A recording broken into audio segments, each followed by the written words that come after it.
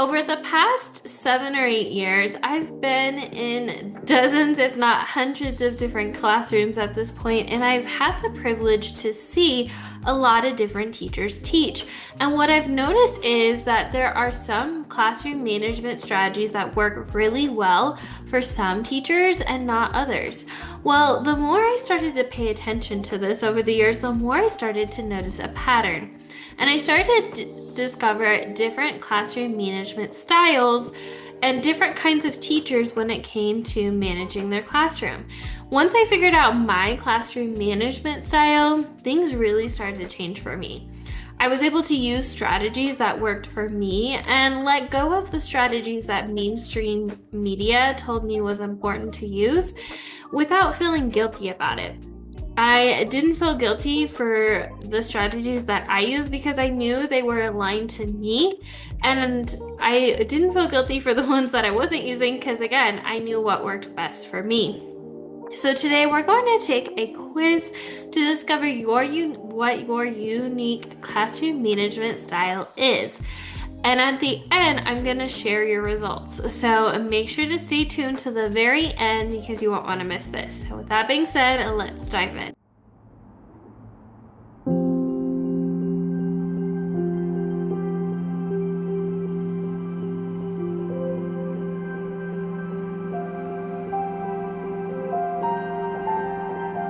Okay, so I'm going to ask you some questions, and what I want you to do is to write down what your answer is.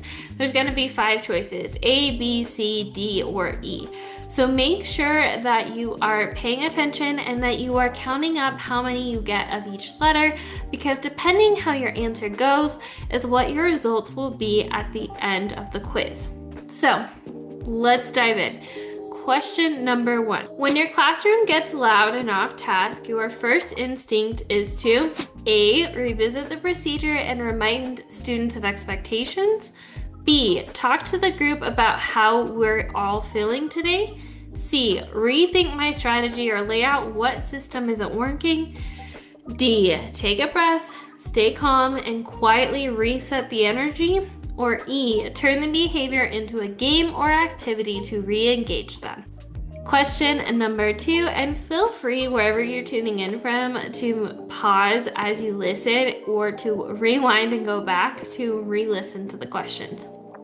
Question number 2, your ideal classroom environment feels blank. Your ideal classroom environment feels A, structured, predictable, and well organized.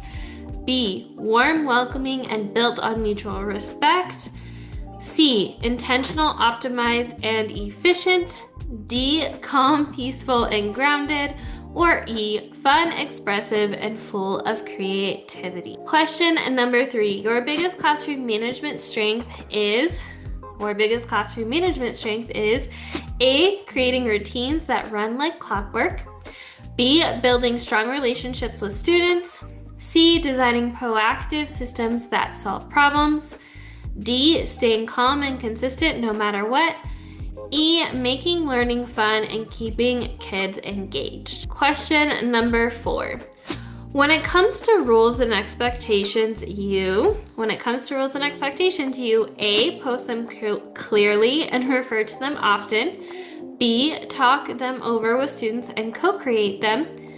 C, tie them into a larger structure or system. D, reinforce them with tone, body language, and presence.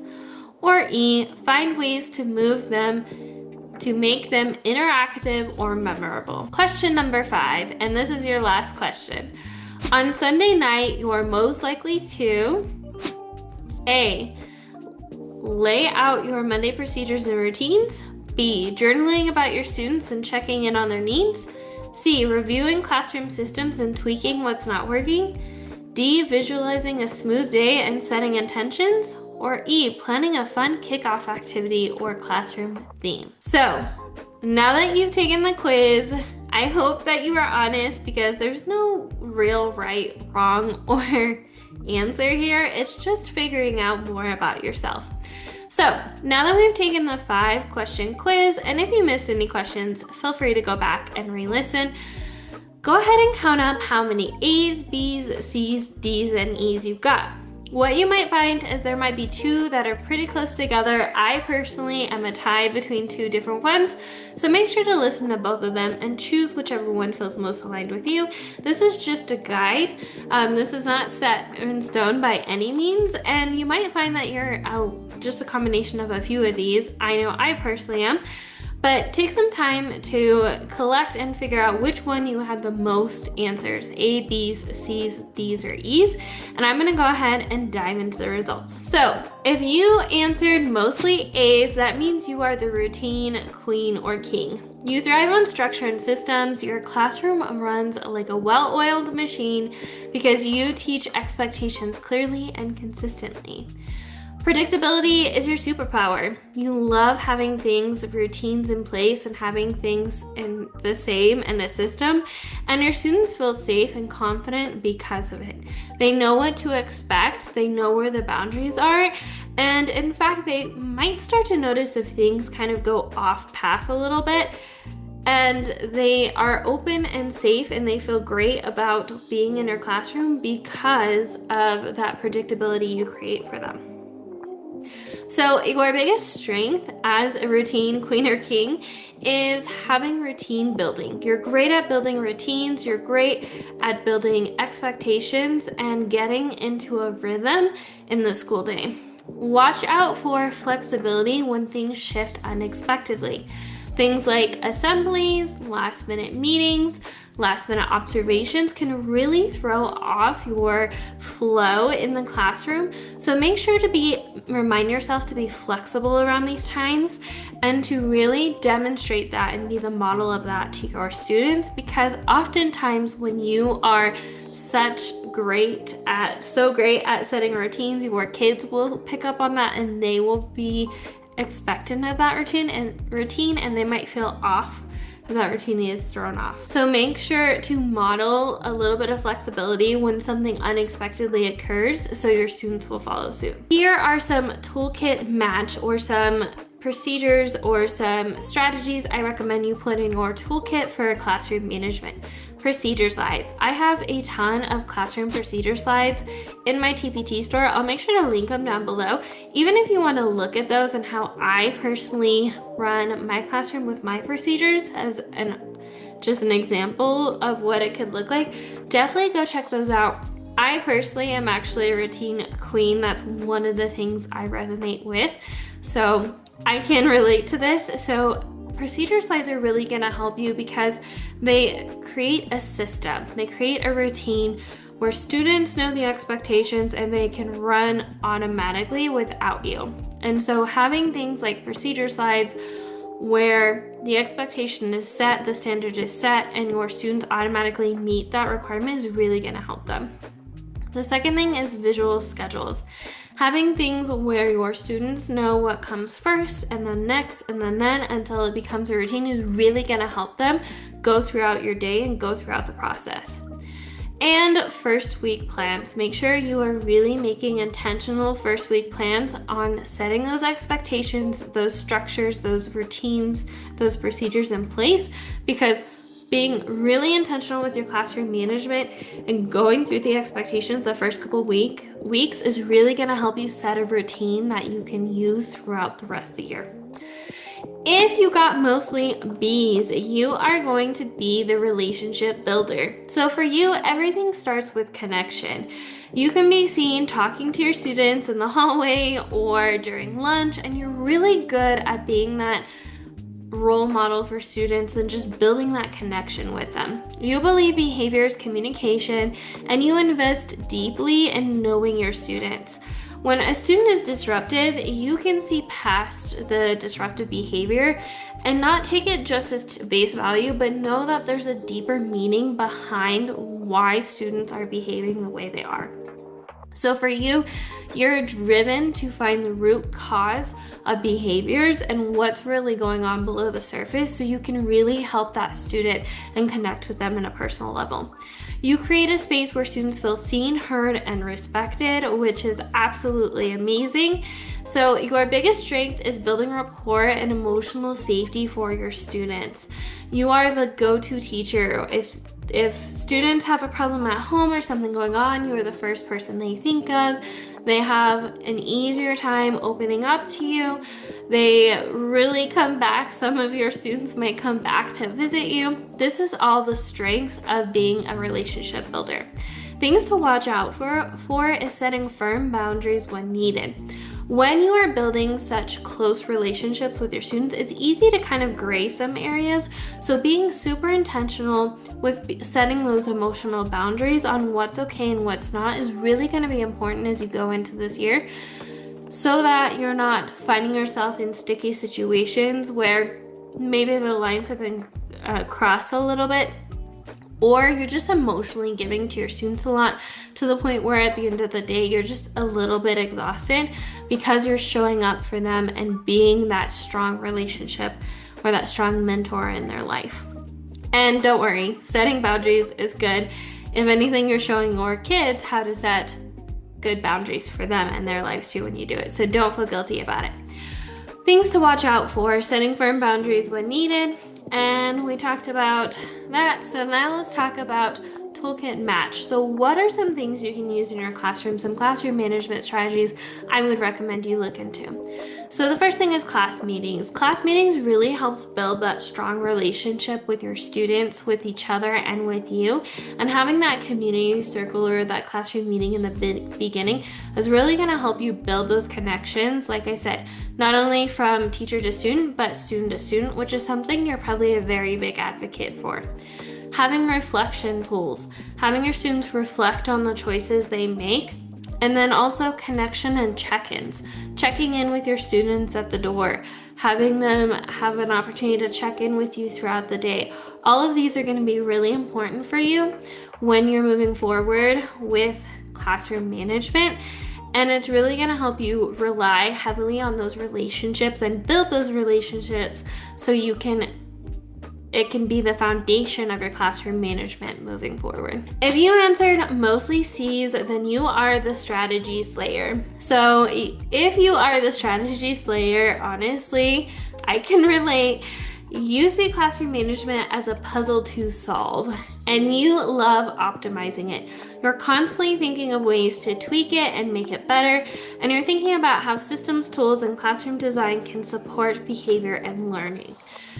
When it comes to setting up your classroom, you're not just thinking that, setting up your classroom is as simple as setting up a cute theme, but you're actually thinking of the function and how your classroom is going to run within those four walls.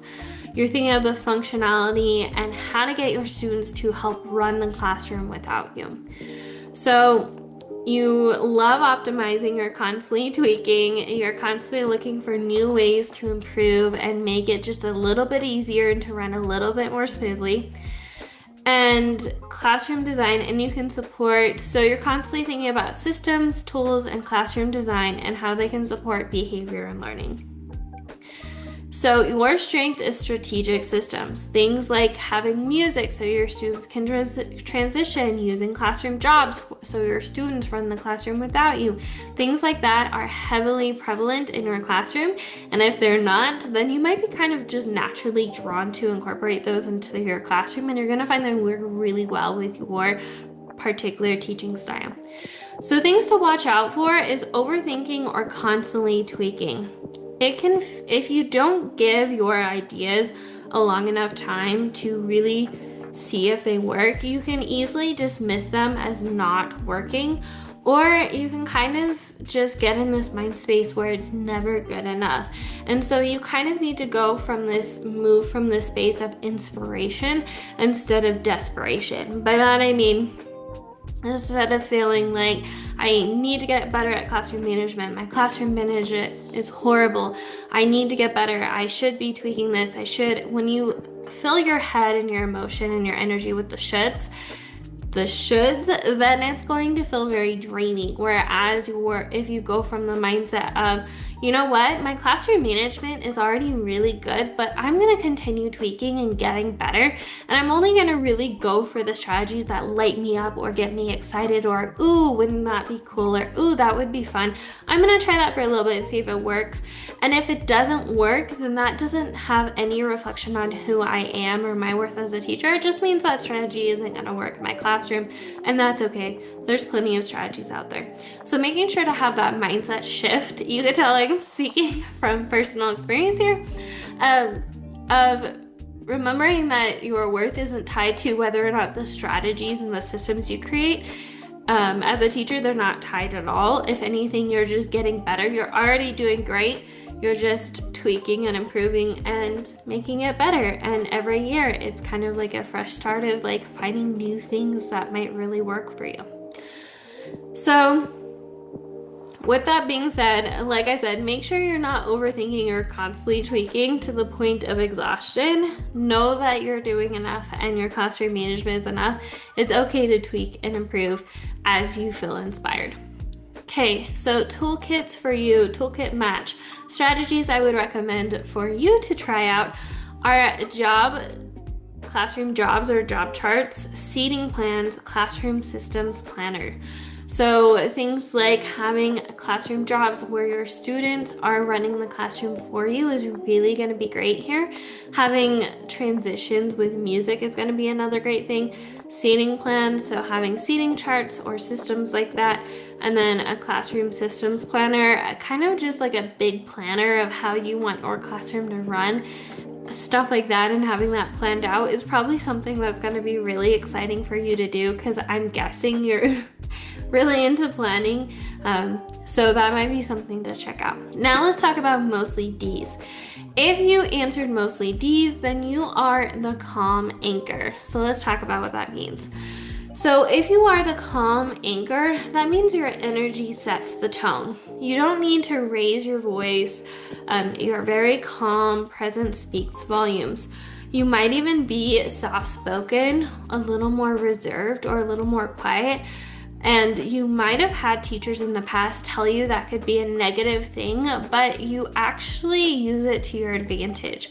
Whatever tone you set for the class, your students match because they respect you so much. And you don't necessarily have to raise your voice or yell at your students. If anything, you tend to get calmer or quieter, and your students will then lean in, and because you're being serious.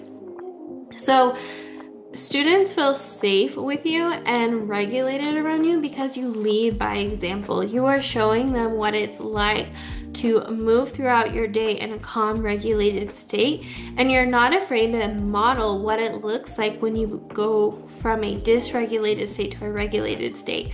You might have things that happen throughout the day that make you feel overwhelmed or frustrated, just like any other teacher does, but you're not afraid to model to your students, hey, I'm feeling frustrated right now. I need some time to take some deep breaths. And you do that, and you're actually showing your students what it's like to calm yourself and to get yourself in a neutral space before you move forward. So your biggest strength, and like I said, your students really connect with you because you're a safe place, because they know that you're not going to snap at them. You're going to remain very calm and neutral, and it's very soothing for students, and they feel very safe because they know what to expect from you. So your biggest strength is emotional regulation and de-escalation. You're great at de-escalating situations, whether that's students or just situations in general. You're really good at taking a second to calm yourself and then move forward. And so your kids are actually learning that from you. And you may not notice that, but if you pay attention to some of the strategies you naturally do to regulate yourself and de-escalate situations, your kids are naturally going to pick up on that. And you might see them actually mimicking that in, places like at lunch or at recess and stuff like that. So things to watch out for is needing to assert boundaries clearly when necessary.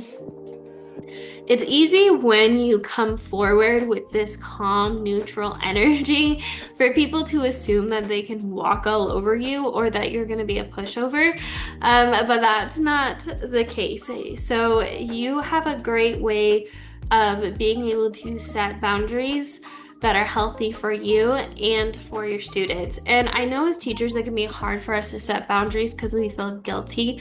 But the reality is, when you're setting boundaries, most of the time it's to benefit your students. For example, if I set the boundary that I'm not going to work a ton of extra hours outside of teaching, because when I do, I show up just in a dysregulated state. That's not a bad thing. That's actually benefiting my students in the long term. So being okay with asserting boundaries when necessary is going to be really important for you. So your toolkit match or strategies I recommend for your classroom management toolbox are transition tools. So how can you get your students to transition from one place to another in a calm, regulated state, or at the voice level or energy you expect to have in the classroom? Call and response cues. How can you have your students calmly freeze what they're doing and respond to you, so that it keeps and maintains that energy level that you feel aligned with? And then mindful routines, whether that's taking some breathing exercises, having your kids, watch a calming video when they come in from recess, having the first 5 minutes be a journal prompt, whatever it may be. But having those mindful routines in place in the classroom is really going to help you maintain that calm energy that you just naturally have as a teacher.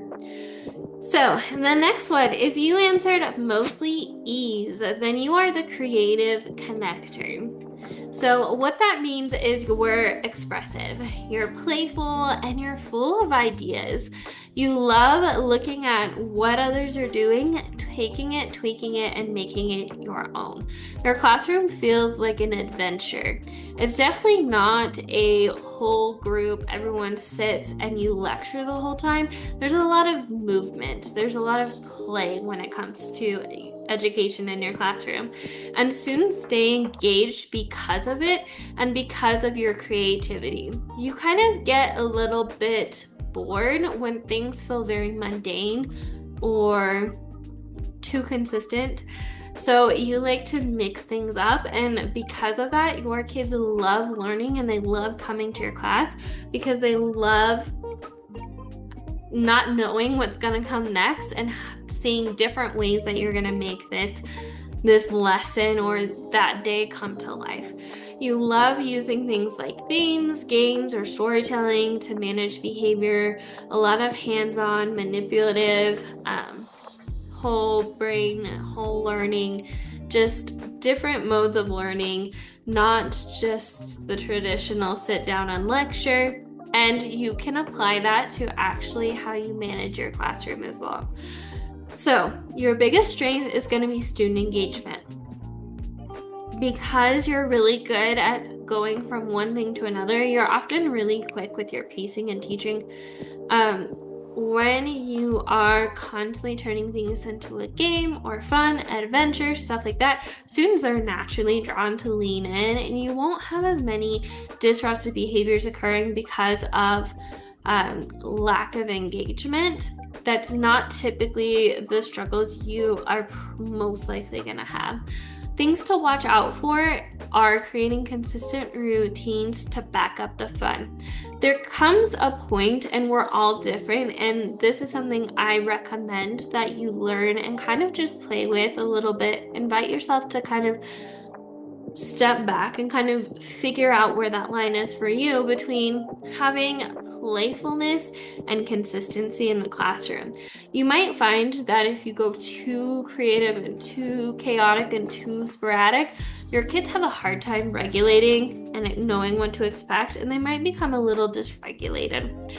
So coming up with a way to have a consistent routine or expectations, things that your students can still expect from a day to day, while also having the creativity of, just taking things and turning them into fun, finding that balance. And again, I can't tell you exactly what that balance is because I'm not you, and we're all different, and we all have to find that balance for ourselves. But kind of taking some time to really look at that and think, okay, where can I create consistency and routines and stability, and where can I let my creativity run wild? And just figuring out what that looks like for you. So my toolkit match for you or classroom management strategies, I recommend you check out our gamified procedures, interactive slides, class themes, lesson themes, stuff like that. Really bringing learning to life is really going to help you teach in your natural element, and it's really going to help you manage your classroom and behaviors in that same way. So I hope that was helpful. I'm curious, which one are you? Let me know in the comments or send me a DM. I would love to chat, and honestly, I'm curious how many of you following me are the same as me. So I'm curious. Yeah, let me know. If you want to take this classroom management a step further, I have a couple resources for you. First off, I would really love and appreciate if you could like, subscribe, follow wherever you're joining in, leave a review, tune in wherever you're tuning in from, because it really helps me reach more teachers and help them with their classroom management and help them figure out classroom management strategies that work best for them. So I would really appreciate if you could do that. Second thing, if you want just kind of a toolkit of different strategies you might try, I highly recommend you check out my classroom management guide. It's my free classroom management guide with my top 10 classroom management strategies that I personally use in my classroom. So if you're wanting some ideas on what this could look like, make sure to go check that out. It's free and in the description. The third thing, if you want me to give you all the templates, the done for you stuff to manage your classroom, and you kind of want to pick and choose what works best for you and your classroom management style, I definitely recommend the classroom management bundle. So this bundle has a ton of resources and different themes for my creative connectors who have a classroom theme and want their classroom management to match their classroom theme.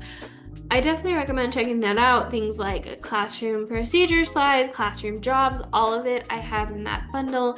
And what I like about it is you can access that bundle with all of my resources together for a huge discount, or you can actually, it links to my TPT store, and you can actually look at individual resources if there's just a couple in that bundle that you really like, or you just simply want ideas on what running your classroom can look like. Definitely go check that out, even for inspiration.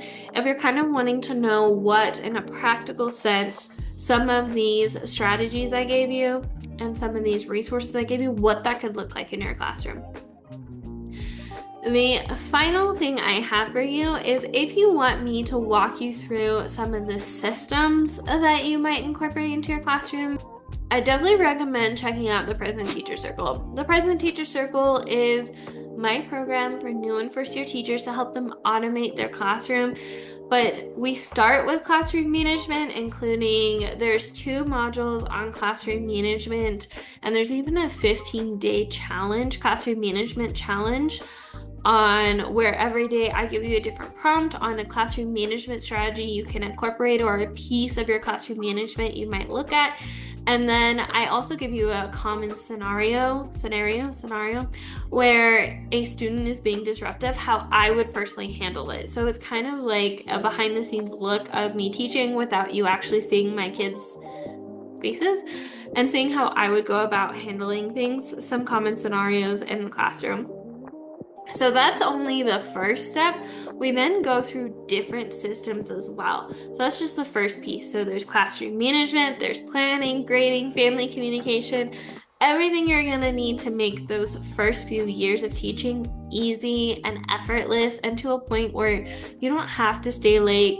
You're not having the Sunday scaries. You're showing up excited and rejuvenated and just really ready to make an impact in the classroom. That's what this program is.